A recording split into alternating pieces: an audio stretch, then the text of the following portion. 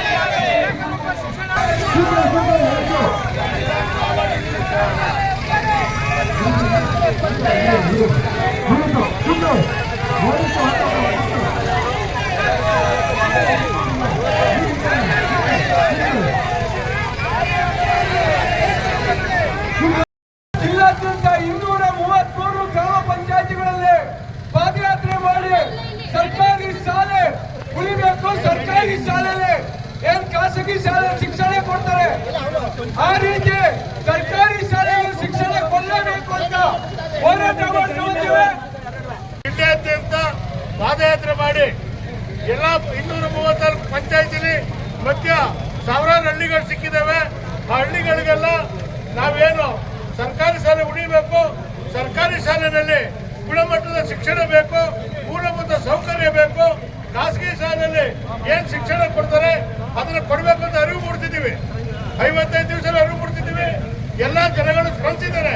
ಇಡೀ ಜಿಲ್ಲೆಯಾದ್ಯಂತ ಎಲ್ಲ ಗ್ರಾಮೀಣ ಜನಗಳು ಪಂಚಾಯತ್ ಸ್ಪಂದಿಸಿದ್ದಾರೆ. ಈ ದಿನ ಇಟ್ವಾಡು ಗ್ರಾಮದಿಂದ ಮಂಜಿನ ಮೆರವಣಿಗೆ ಬಂದಿದ್ದೇವೆ. ಎಲ್ಲಾ ಜಿಲ್ಲೆಗಳು, ಹಾಸನ ಜಿಲ್ಲೆ ಇರ್ಬೋದು, ತುಮಕೂರು ಜಿಲ್ಲೆ ಇರ್ಬೋದು, ಮತ್ತೆ ರಾಜ್ಯದ ಮೂಲ ಜಿಲ್ಲೆಗಳಿಂದ ಎಲ್ಲ ಸಾರ್ವಜನಿಕರು ಬಂದು ನಮಗೆ ಬೆಂಬಲ ಕೊಟ್ಟಿದ್ದಾರೆ. ಸರ್ಕಾರಿ ಶಾಲೆ ನನ್ನವ್ವ ಅಂತೇಳಿ ಇಡೀ ಮಂಡ್ಯ ಜಿಲ್ಲೆಯಾದ್ಯಂತ ಪಾದಯಾತ್ರೆಯನ್ನು ಮುಗಿಸಿ ಏಕರೂಪ ಶಿಕ್ಷಣ, ಏಕರೂಪ ಆರೋಗ್ಯವನ್ನು ಕೊಡಬೇಕು ಅಂತೇಳಿ ರಾಜ್ಯ ಸರ್ಕಾರಕ್ಕೆ ಹಾಗೂ ಶಿಕ್ಷಣ ಇಲಾಖೆಗೆ ಖಡಕ್ಕಾಗಿ ಪೆಂಜಿನ ಮೆರವಣಿಗೆ ಮುಖಾಂತರ ಎಚ್ಚರಿಕೆಯನ್ನು ಕೊಡ್ತಾ ಇದ್ದೇವೆ. ಮುಂದಿನ ದಿನಗಳಲ್ಲಿ ರಾಜ್ಯ ಸರ್ಕಾರ ಎಲ್ಲ ರೈತರ, ಕೂಲಿ ಕಾರ್ಮಿಕರ, ದಲಿತರ ಮಕ್ಕಳಿಗೆ ಸಂವಿಧಾನದ ಆಶಯದಂತೆ ಉಚಿತ ಶಿಕ್ಷಣ, ಉಚಿತ ಆರೋಗ್ಯವನ್ನು ಕೊಡುವ ಮುಖಾಂತರ ಬಡವರ ಮಕ್ಕಳನ್ನ ಮುಖ್ಯವಾಹಿನಿಗೆ ತರಬೇಕು. ಈ ಸುಲಿಗೆಗೋರರ ಖಾಸಗಿ ಶಿಕ್ಷಣ, ಖಾಸಗಿ ಆಸ್ಪತ್ರೆಗಳ ದಂಧೆಕೋರರ ದಂಧೆಯಿಂದ ತಪ್ಪಿಸಬೇಕು ಅಂತೇಳಿ ರಾಜ್ಯ ಸರ್ಕಾರಕ್ಕೆ ಈ ಪೆಂಚಿನ ಮೆರವಣಿಗೆ ಮುಖಾಂತರ ರಾಜ್ಯದ ಜನರ ಪರವಾಗಿ, ದಲಿತರ ಪರವಾಗಿ ರಾಜ್ಯ ಸರ್ಕಾರವನ್ನ ಆಗ್ರಹ ಮಾಡ್ತಾ ಇದ್ದಾರೆ. ಮುಂದಿನ 5 ದಿನಗಳಿಂದ 58 ದಿನಗಳಿಂದ ಕನ್ನಡ ಶಾಲೆಯನ್ನು ಉಳಿಸಿ ಎನ್ನುವಂಥ ಒಂದು ಹೋರಾಟವನ್ನು ಕರ್ನಾಟಕ ರಾಜ್ಯ ರೈತ ಸಂಘದ ಮೂಲ ಸಂಘಟನೆಯವರು ಪ್ರಗತಿಪರವಾಗಿರ್ತಕ್ಕಂಥ ಯುವಕರನ್ನ ಜೊತೆಗೂಡಿಸಿಕೊಂಡು ಹೋರಾಟವನ್ನು ನಡೆಸ್ತಾ ಇರ್ತಕ್ಕಂಥದ್ದು ನಾವೆಲ್ಲರೂ ಕೂಡ ಗಮನಿಸಿದ್ದೇವೆ. ಯಾವುದೇ ಒಂದು ಕೆಲಸ ಅದು ಒಳ್ಳೆಯದಾಗಬೇಕಾದ್ರೆ ಅದು ಸರಳವಾಗಿ ಸಂಘಟನೆಯ ಮೂಲಕನೇ, ಸಂಘಟನೆಯ ಶಕ್ತಿ ಬಹಳ ದೊಡ್ಡದು. ಸಂಘಟನೆಯ ಮೂಲಕ ಹೋರಾಟ ಮಾಡ್ತಾ ಇರ್ತಕ್ಕಂಥದ್ದು ನಾವೆಲ್ಲರೂ ಕೂಡ ಬೆಂಬಲ ಕೊಡಬೇಕು. ಕನ್ನಡದ ಮಹತ್ವ ಅರ್ಥ ಆಗ್ತಾ ಇಲ್ಲ, ಕೇವಲ ಅವರು ಮಾತ್ರ ಅಲ್ಲ, ರೈತರ ಮಕ್ಕಳು ಮಾತ್ರವಲ್ಲ, ಶೋಷಿತರು ಮಾತ್ರವೇ ಅಲ್ಲ, ಇವತ್ತು ಏನು ಓದಿ ವಿದ್ಯಾವಂತರಾಗಿರ್ತಕ್ಕಂಥವರು ಕೂಡ ಕನ್ನಡದ ಬಗ್ಗೆ ಆಸಕ್ತಿಯನ್ನು ಇಟ್ಕೊಂಡು ಕನ್ನಡ ಶಾಲೆಯನ್ನು ಉಳಿಸದೆ ಹೋದರೆ ಮುಂದೆ ಭವಿಷ್ಯ ಇರುವುದಿಲ್ಲ ಅನ್ನುವಂಥದ್ದನ್ನು ಅರ್ಥ ಮಾಡಿಕೊಂಡು, ಯಾಕಂದರೆ ಸರ್ಕಾರದ ಖಾಸಗಿ ಶಾಲೆಗಳು ಇವತ್ತೆಲ್ಲ ಲಕ್ಷಾಂತರ ರೂಪಾಯಿನ, ಪ್ರೈಮರಿ ಸ್ಕೂಲ್ಗೆ ಲಕ್ಷಾಂತರ ರೂಪಾಯಿನ, LKGಗೆ ಲಕ್ಷಾಂತರ ರೂಪಾಯಿನ ಮಾಡ್ತಾ ಇರುವಂಥ ಸಂದರ್ಭದಲ್ಲಿ ಈ ಶಾಲೆಗಳನ್ನು ಮುಚ್ಚತಕ್ಕಂಥ ಸರ್ಕಾರದ ಉದಾರವನ್ನು ನಾವು ಬಗ್ಗೆ ಹೋಗಲಾಡಿಸ್ತಾ ಹೋದರೆ ನಮಗೆ ಉಳಿಗಾಲವಿಲ್ಲ ಅನ್ನುವಂಥದ್ದನ್ನು ಸ್ಪಷ್ಟವಾಗಿ ಅರ್ಥ ಮಾಡಿಕೊಳ್ಬೇಕು. ಈ ಸಂಘಟನೆಗೆ ಶುರುವಾಗಿರೋ ಈ ಕ್ರಾಂತಿ ಕಿಡಿ ಪೂರ್ತಿ ರಾಜ್ಯಾದ್ಯಂತ ಅಭಿವೃದ್ಧಿ ಸರ್ಕಾರ ಎಚ್ಚೆತ್ತುಕೊಳ್ಬೇಕು.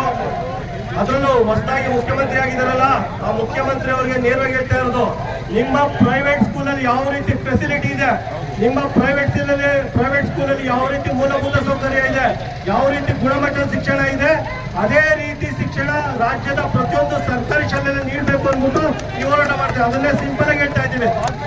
ಅದರಲ್ಲೂ ಮಂಡ್ಯ ಜಿಲ್ಲೆಯ ಅಧಿಕಾರಿಗಳು ಹೇಳ್ತಾ ಇರೋದು, ಏನಾರ ಮಂಡ್ಯ ಜಿಲ್ಲೆಯಲ್ಲಿ ಯಾವುದೇ ಒಂದು ಸರ್ಕಾರಿ ಶಾಲೆ ಬಿ ಆಗ್ತದೆ, ನೀವು ತಾಯಿ ಎದೆ ಹಾಲು ಕುಡ್ಕೊಂಡು ಬರ್ಬೇಕು. ಕೊನೆಯದಾಗಿ ಹೇಳ್ತಾ ಇರೋದು, ಮಂಡ್ಯ ಜಿಲ್ಲೆ ಯಾವ್ದೋ ಬಲವಂತಾಗಿ ಏನಾರ ಬೀಗ ಹಾಕ್ತೀನಿ ಅಂತ ನಾವು ಹೋದ್ರೆ ನೀವು ತಾಯಿ ಎದೆ ಹಾಲು ಕುಡ್ಕೊಂಡು ಬಂದು ಬೀಗ ಹಾಕ್ಬೇಕಾಗುತ್ತೆ ಅಂತ ಈ ಮೂಲಕ ಎಚ್ಚರಿಕೆ ಕೊಡ್ತಾ ಇದ್ದೀನಿ.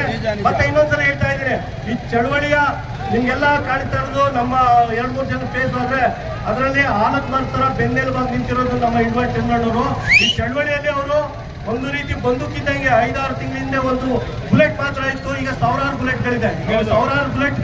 ನಾವು ರಾಜ್ಯಾದ್ಯಂತ ಹೋಗಿ ನಮ್ಮ ಇಳ್ವಾಡ್ ಚಂದ್ರಣ್ಣವರ ಅಧ್ಯಕ್ಷತೆಯಲ್ಲಿ ಜನಜಾಗೃತಿ ಮೂಡಿಸ್ತೀವಿ. ಸರ್ಕಾರ ಎಚ್ಚೆತ್ಕೊಳ್ಳಿಲ್ಲ ಅಂದ್ರೆ ಇದೇ ರೀತಿ ಪಾದಯಾತ್ರೆ ಅಧ್ಯಕ್ಷರ ಜೊತೆ ಚರ್ಚೆ ಮಾಡಿ ಪೂರ್ತಿ ರಾಜ್ಯಾದ್ಯಂತ ರೂಪಿಸಬೇಕಾಗುತ್ತೆ ಅಂತ ಕೇಳ್ಕೊಳ್ತಾ ಇದ್ದೀವಿ. ಮತ್ತೆ ರಾಜ್ಯದ